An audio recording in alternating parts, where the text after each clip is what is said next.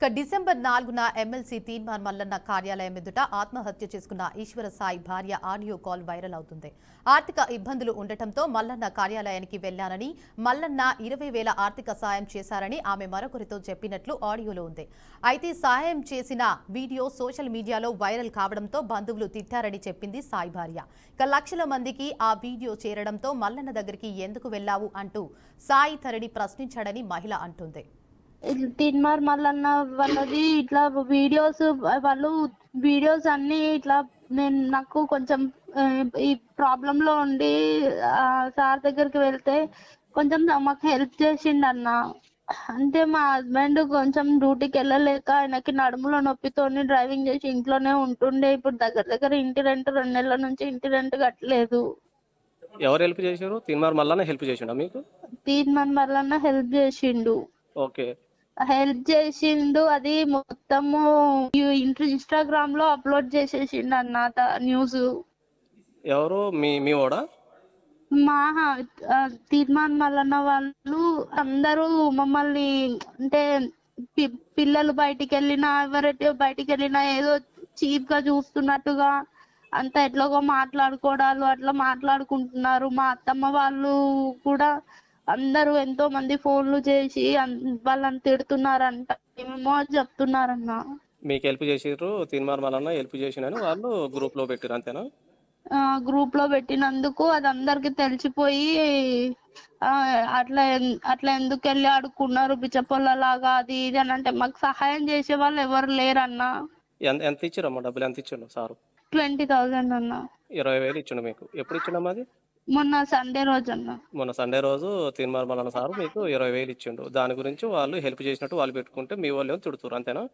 అందరు అంటే చాలా మంది ఎంతో మంది అది అందరికి 1000 మందికి పోస్ట్ అవుతుంది అంట కదా. అందరు ముందట ఇజ్జత్ పోయినట్టు చేసేసినావు నువ్వు. మా ఆయన అన్నాడు వెళ్ళొద్దు అని. అంటే మన పరిస్థితి బాగాలేదు, ఇప్పుడు మనకు సాయం చేసే ఎవరు లేరు కదా, నేను వెళ్ళి అడుగుతా అని చెప్పేసి నేను వెళ్ళినానన్నా. ఇక ఇదే అంశంపై మరింత విశ్లేషణ మా క్రైమ్ బ్యూరో చీఫ్ ఇనారెడ్డి అందిస్తారు. చెప్పండి ఇనారెడ్డి, మీ దగ్గర ఉన్న అప్డేట్స్ ఏంటి? దేవిక, మనం చూస్తున్నాము ఈశ్వరాచారి భార్య ఆడియో కాల్లో చాలా స్పష్టంగా జరిగిన విషయం అంతా కూడా ఎక్స్ప్లెయిన్ చేసింది. ఇదంతా కూడా ఈ ఆడియో బయటకు రావడంతో, ఈమె మాట్లాడిన విషయం బయటకు రావడంతో ఒక రకంగా పొలిటికల్ దోమనలు లేవుతాయి. తన 3 పిల్లలతో కలిసి వెళ్లిన ఈశ్వరాచారి భార్య కవిత రూమ్ రెంట్ కట్టలేని పరిస్థితులు ఉన్నామంటూ చెప్పుకోవడంతో ఆమె పరిస్థితి చూసి జాలిపడి మల్లన్న దాదాపు 20,000 ఆర్థిక సహాయం చేశారని చెప్పిన విషయం కూడా చెప్తా ఉంది. అలాగనే ఈ విషయం సోషల్ మీడియాలో వైరల్ చేశారు మల్లన్న టీము. ఈ వీడియో చూసిన ఎవరైతే ఈశ్వరాచారి బంధువులు కుటుంబాన్ని పోషించలేవు అంటూ కూడా కామెంట్లు చేశారు. తర్వాత ఆ కామెంట్లకు తర్వాత బంధువులు చేస్తున్న మాటల్లో సూటిపోటి మాటలు తట్టుకోలేక ఆయన మనోవేదనకు గురయ్యాడని చెప్పని కూడా ఆ కవిత చెప్తా ఉంది.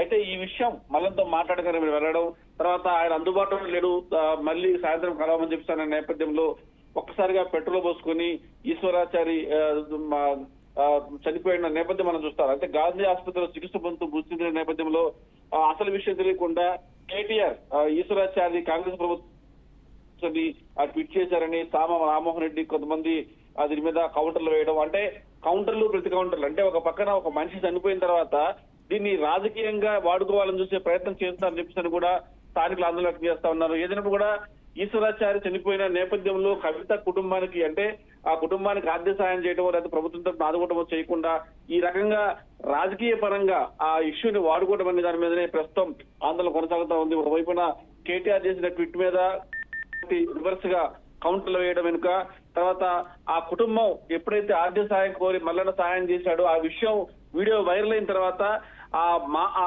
డబ్బులు తీసుకున్నావు, ఆ మాత్రం పోషించలేవా అని చెప్పని బంధువులు స్నేహితులు సూటిపడి మాటలకి ఆయన చనిపోయాడని చెప్పని కూడా కవిత చెప్తున్న నేపథ్యం చూస్తా ఉన్నాం. మరి చూడాలి ప్రభుత్వం ఏ రకంగా సహాయం చేస్తుంది ఆ కవిత కుటుంబానికి.